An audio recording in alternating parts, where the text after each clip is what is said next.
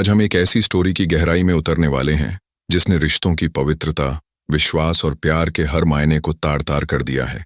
ये कहानी है सोनम और राजा रघुवंशी की, जिनके हनीमून का सफर एक खौफनाक हत्या में बदल गया, जिसने हर सुनने वाले की रूह कंपा दी।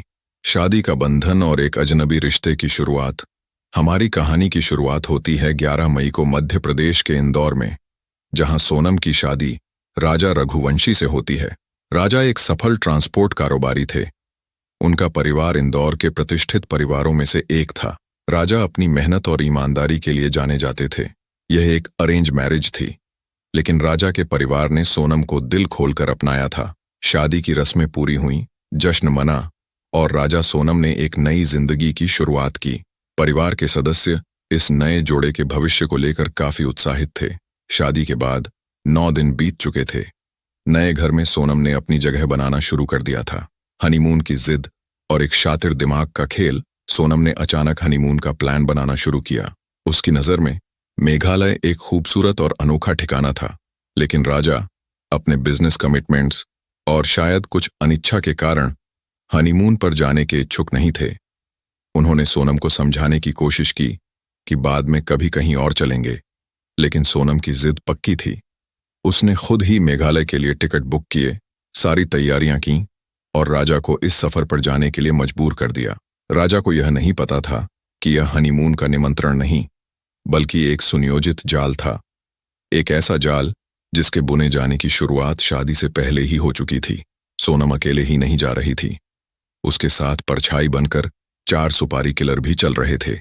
ये वे भाड़े के हत्यारे थे जिन्हें सोनम ने राजा का काम तमाम करने के लिए पहले ही तैयार कर लिया था। सोनम ने अपने पति को मध्य प्रदेश से हजारों किलोमीटर दूर मेघालय के उस हिस्से में लेकर जाने की सोची जो अपनी प्राकृतिक सुंदरता के लिए तो प्रसिद्ध है, लेकिन कपल्स के लिए कुछ खतरनाक भी माना जाता है। यह इलाका बांग्लादेश से सटा हुआ है और ऐसी खबरें आती रही हैं कि यहां से लड़कियों के गायब होने की घटनाएं होती हैं। कुछ गिरोहों पर लड़कियों को अगवा कर बांग्लादेश में बेचने का आरोप भी लगता रहा है।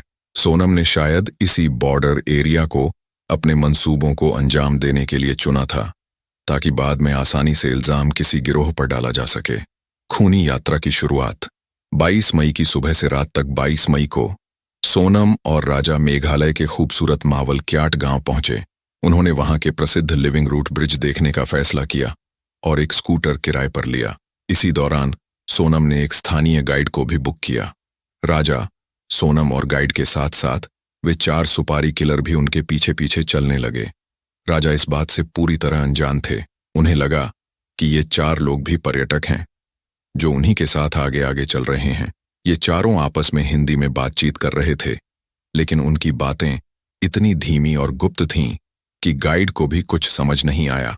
गाइड ने उन दोनों को लगभग 3000 सीढ़ियां चढ़ाईं, जो double decker living root bridge तक पहुंचने के लिए एक कठिन रास्ता था।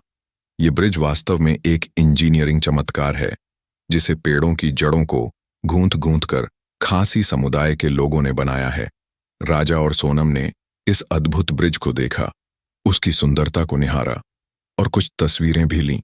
शायद राजा के मन में उस वक्त पत्नी के साथ एक सुखद हनीमून की कल्पना चल रही होगी। ब्रिज देखने के बाद वे वापस लौटे और अपने होमस्टे में आराम किया। उसी शाम राजा की मां को अपने बेटे और बहू की बहुत फिक्र हो रही थी। उन्होंने सोनम को घर से फोन किया और अपनी चिंता जताई।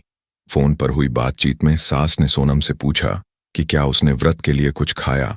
सोनम ने बहाना बनाया कि वहां पहाड़ पर कुछ खाने को नहीं मिल रहा था। सास ने चिंता जताते हुए कहा, तुम लोग वहां ऊपर देखने क्या गए?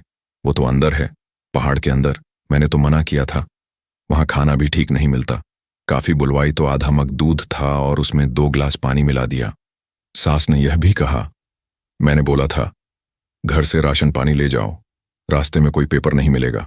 इस बातचीत से यह साफ था कि सोनम ने शायद सास की सलाह को नजरअंदाज किया था, और यह भी पता चलता है कि उस दुर्गम इलाके में खाने पीने की सुविधाएं बहुत कम थीं, जो उसके प्लान का हिस्सा हो सकता था ताकि राजा को कमजोर किया जा सके।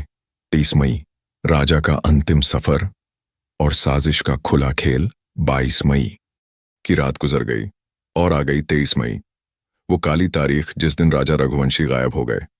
23 मई के बाद सोनम का कोई पता नहीं चला। करीब 9 दिनों तक कोई खबर नहीं। फिर 2 जून को राजा की लाश एक गहरी खाई से बरामद होती है। उनके हाथ पर बने टैटू से उनकी पहचान हुई। पोस्टमार्टम रिपोर्ट ने इस भयावह सच्चाई को उजागर किया। राजा रघुवंशी की हत्या सिर पर 2 बार वार करके की गई थी। ये कोई दुर्घटना नहीं, बल्कि एक सुनियोजित हत्या थी। सवाल ये उठता है कि ऐसा करने की जरूरत क्यों पड़ी? राजा को हमेशा के लिए रास्ते से हटाने के लिए 4 सुपारी किलर्स को बुक किया गया था। हत्या की जगह ऐसी चुनी गई थी जहां किसी को शक भी ना हो, जहां का रास्ता इतना दुर्गम हो कि पुलिस के लिए भी जांच करना मुश्किल हो, और जहां किसी बाहरी व्यक्ति का आना जाना कम हो। संभवतः सुपारी किलर्स ने राजा को विश्वास में लेकर खाई के पास ले गए होंगे और फिर मौका पाकर उन पर हमला कर दिया होगा। सोनम का नाटकीय अपहरण और पुलिस का खुलासा। राजा की लाश मिलने के बाद सोनम पूरी तरह से गायब हो जाती है। 23 मई के बाद 16 दिनों तक सोनम का कोई पता नहीं चलता। परिवार वाले परेशान थे, पुलिस जांच कर रही थी। फिर 8 जून को सोनम मेघालय और इंदौर के बीच पड़ने वाले गाजीपुर के एक ढाबे के बाहर मिलती है। सोनम ने पुलिस और मीडिया के सामने एक नाटकीय कहानी सुनाई। उसने कहा कि जब वे मेघालय से सीढ़ियों से उतर रहे थे तो कुछ बदमाशों ने उन पर हमला कर दिया और लूटपाट शुरू कर दी। उसके पति राजा उनसे बहादुरी से लड़ने लगे और उसी दौरान उसे अगवा कर लिया गया। सोनम ने बताया कि उसे कई दिनों तक बंधक बनाकर रखा गया था और उसके बाद उसे गाजीपुर में छोड़ दिया गया। उसकी कहानी इतनी भावुक थी कि शुरुआती तौर पर लोग उस पर विश्वास करने लगे थे, लेकिन उत्तर प्रदेश पुलिस की कहानी कुछ और ही थी। यूपी पुलिस ने अपनी जांच शुरू की और जल्दी ही कुछ अहम सुराग हाथ लगे। जब सोनम के कथित बॉयफ्रेंड राज कुशवाहा को गिरफ्तार किया गया तो 16 दिनों से गायब सोनम घबराकर सामने आ गई। मेघालय पुलिस ने अपनी विस्तृत जांच के बाद सोनम को ही इस पूरे मामले का मास्टरमाइंड करार दिया। पुलिस के मुताबिक सोनम ने अपने बॉयफ्रेंड राज कुशवाहा के साथ मिलकर अपने ही पति की हत्या की साजिश रची थी। मेघालय जाने का पूरा प्लान सोनम ने ही बनाया था और वह जानबूझकर राजा को उस दूर दराज के इलाके में लेकर गई थी जहां अपराध को अंजाम देना आसान था। शातिर साजिश के मोहरे, परत दर परत खुलता रहस्य। सबसे चौंकाने वाली बात यह है कि इस पूरी साजिश में शामिल एक भी सुपारी किलर मेघालय से नहीं पकड़ा गया। सभी सुपारी किलर मध्य प्रदेश और उत्तर प्रदेश से पकड़े गए। यह दर्शाता है कि सोनम ने कितनी चालाकी से इस साजिश को अंजाम दिया था ताकि पुलिस की जांच को भटकाया जा सके और मामला स्थानीय अपराधों जैसा लगे। पुलिस ने इस हत्याकांड के मास्टरमाइंड सोनम के साथ साथ उसके प्रेमी और सुपारी किलर्स को भी दबोच लिया। राज कुशवाहा, सोनम का कथित प्रेमी, जिसे इंदौर से पकड़ा गया। पुलिस जांच में सामने आया कि राज और सोनम के बीच प्रेम संबंध थे और वे राजा को रास्ते से हटाकर एक साथ रहना चाहते थे। विशाल चौहान, कथित सुपारी किलर, जिसे इंदौर से पकड़ा गया। आकाश राजपूत, तीसरा आरोपी, जिसे इंदौर के पास से पकड़ा गया। आनंद, चौथा आरोपी, जिसे बिना के बसहरी गांव से पकड़ा गया। आकाश लोधी, पांचवां आरोपी, जिसे ललितपुर के दिगवार गांव से पकड़ा गया।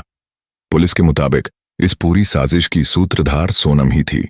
मियां बीवी और वो के इस चक्कर में शादी के महज 10 दिन बाद ही पति की मौत का खेल रच दिया गया। हनीमून, जो किसी भी नए जोड़े के लिए प्यार और विश्वास का प्रतीक होता है, उसे एक क्रूर हत्या में बदल दिया गया। समाज का बदलता चेहरा और टूटते विश्वास। यह घटना हमें सोचने पर मजबूर करती है कि हमारे समाज को क्या हो गया है। कहीं पत्नियां अपने पति को नीले ड्रम में भरकर ठिकाने लगा रही हैं, तो कहीं हनीमून के बहाने मेघालय जैसे दूर दराज के इलाकों में हत्याएं करवाई जा रही हैं। ऐसा लगता है जैसे तथाकथित पुरुष प्रधान समाज में अब लड़कियां भी अपराध के रास्ते पर आगे बढ़ रही हैं। विश्वास का रिश्ता इस तरह तार तार हो रहा है कि सिंदूर, विवाह और 7 फेरों जैसे पवित्र बंधन से भी लोगों का भरोसा उठ रहा है। यह मामला एक चेतावनी है कि रिश्तों में स्वार्थ और धोखा कितनी बड़ी तबाही ला सकता है। फिलहाल इस वीडियो में मेरे साथ इतना ही। सोनम और राजा की इस कहानी में आगे जो भी घटनाक्रम होंगे या जो भी नई जानकारी सामने आएगी, मैं आपको बताता रहूंगा। इसके लिए आपको हमारे चैनल को सब्सक्राइब करना होगा ताकि सारी सही और सच्ची खबरें बिना